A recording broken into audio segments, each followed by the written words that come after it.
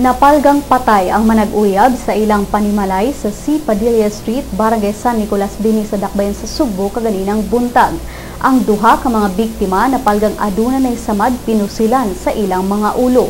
Matod sa report sa Superbalita Cebu nga ang mag-uyab giila nga sila si Engineer Mel John Olmido, 27 anyos, ug ang iyang uyab giila nga si Jeneline Avila, 20 anyos, nga gigastuan sa pagtungha sa kursong HRM. Si Jeneline Avila giingong adunay laing uyab matod sa report. Ang witness sa maong insidente mao ang igagaw sa engineer kinsa natulog uban sa manag-uyab sa ilang kwarto sukad kagabi. Sigo ni SPO4 Alex Dacwa kinsa homicide investigator sa Cebu City Police Office nga mopailawom sab sa paraffin test ang maong testigo aron sa pagklaro kung nakapabuto ba kini og armas. Matod sa inisyal nga investigasyon sa kapulisan nga ang engineer mao ang nipusil sa iyang girlfriend. Ang duha ka mga biktima nakit-an sa kapulisan nga nagtupad pa sa ilang kutson.